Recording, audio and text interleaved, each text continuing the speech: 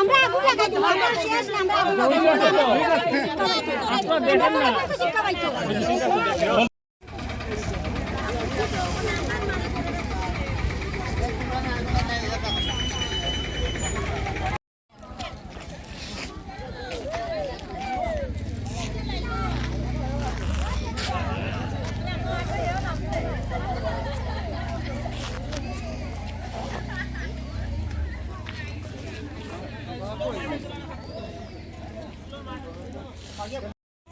চিন্তা নাই গো চিন্তা নাই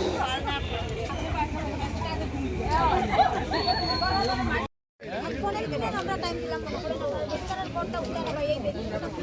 আমরা উঠাইলে আমরা ঠিক আছে আমরা উঠাইলে 15 দিন পর্যন্ত 15 দিন নাও রে স্যার আমরা পেট্রোলটা দিয়ে আচ্ছা 15 দিনও দিছেন টাইম 15 দিন সময় আচ্ছা আরে রাখো না না কখন কইলাও না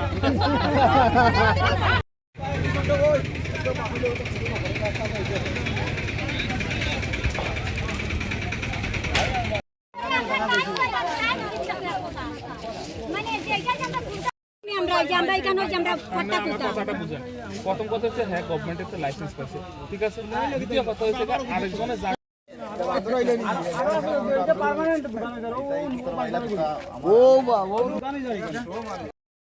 এলাকাবাসীরা তো ভোটটা বসাইবার আগে কইতো আছিল বইবার আগে যার বইয়া সারছে ভোটটা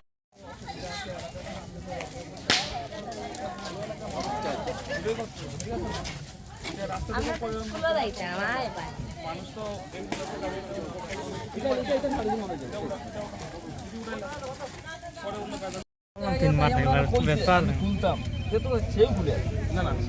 আমি আপনার কাছে রিকোয়েস্ট করছি আমি এটা খুলতাম এবার আপনি অবজেকশন দিলাম তো আমি কি খুলতে পারবো না খুললে ব্যবসা করতে পারবো না তারপরে এই জায়গাটা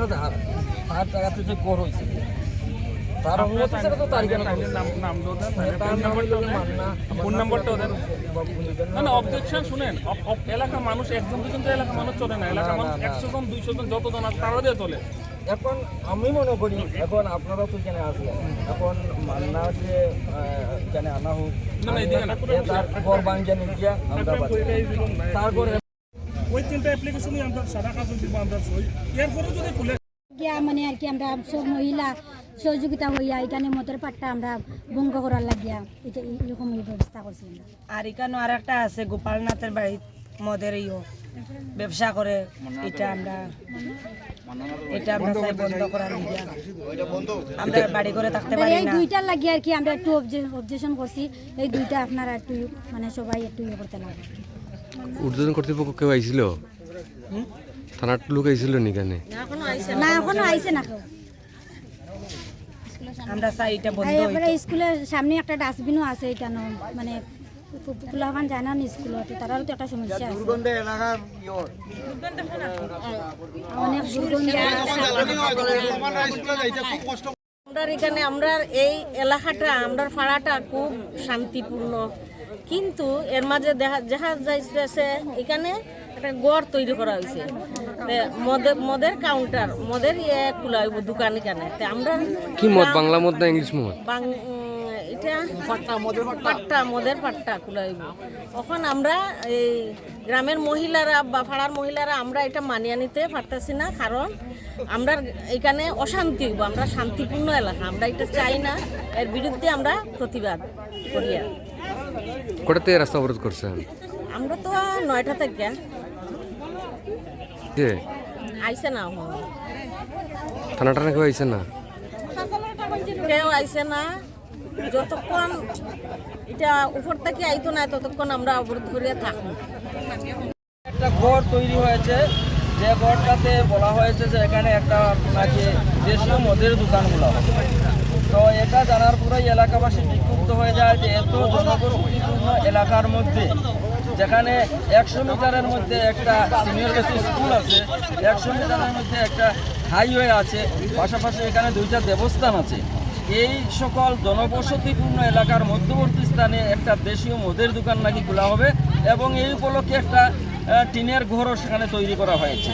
এটা জানতে পেরে এলাকার মানুষ বিক্ষুব্ধ হয়ে যায়, নারী পুরুষ নির্বিশেষে সবাই বলে যে না, আমাদের এখানে এই ধরনের কোনো মদের দোকান খোলার জন্য আমরা কোনো সুযোগ দেব না। এই তো সবাই উত্তেজিত হয়ে যায় এবং এসে এই বলে যে রাস্তা বন্ধ করে দেব। সবাই আসলো স্বতঃস্ফূর্তভাবে, মহিলারা ঘর থেকে বের হয়ে এসেছেন এবং রাস্তা রুখে করেছেন। এটা কোন রাস্তা? এই রাস্তাটা হলো কদমতলা টু রানীবাড়ি রাস্তা এবং এখানে সরলার রাস্তার পয়েন্ট। এই তেমুকার মধ্যে এই অবস্থানটা এখন চলছে বা এই আমাদের এই অবরোধটা চলছে। তো এটা অবরোধ চলাকালীন সময় কদমতলা থানা থেকে ওসি এসেছেন এবং তাদের সাথে আলাপ হয়েছে এবং আমরা আমাদের এখানে যারা মহিলা ছিলেন তারা এবং পুরুষ সবাই আমরা মিলিতভাবে প্রতিবাদ জানিয়েছি যে আমাদের এখানে মদের দোকান কোনো অবস্থাতেই আমরা খুলতে দেব না। যতক্ষণ পর্যন্ত এখানে গড়টি ভাঙা হয়নি আমরা এখানের অবস্থান উঠাব। শেষ পর্যন্ত ওসি সাহেবের সাথে আলোচনাক্রমে এটাই সিদ্ধান্ত হয়েছে। উনি বলেছেন যে এখানে কোনো অবস্থাতেই কোনো মদের দোকান খুলতে দেওয়া হবে না। উনি সেটার সম্মতি যখন দিয়েছেন এবং আমাদের অনুরোধ করেছে, মহিলাদের অনুরোধ করেছেন যে এখানে যেন রাস্তা রুকো অবরোধটা আমরা তুলে নিই। শেষ পর্যন্ত প্রশাসনের আশ্বাসে এবং যেহেতু উনি বলেছেন যে এখানে কোনো অবস্থাতেই খোলা হবে না এবং ওসি সাহেব তার নিজের মুখেই বলেছেন যে এখানে এই স্পটে এইরকম জনবহুল এলাকায় স্কুলের কাছে এটা হওয়া আসলেই আইনতভাবে এটা সম্ভব নয়, অতএব এটা এখানে হবেই না। এই সকল কারণে শেষ পর্যন্ত আমরা এখানের অবরোধ, রাস্তার অবরোধ তুলতে আমরা এখন সম্মত হয়েছি। আমাদের লক্ষ্য থাকবে যে এখানে যাতে কোনো অবস্থাতেই সেটা না হয়। যদি তারপরেও দেখা যায় সেখানে কিছু হয়েছে তাহলে আমরা আরও বৃহত্তর আন্দোলনে যাব। পাশাপাশি এখানে আরেকটা আমাদের বক্তব্য আছে, এখানে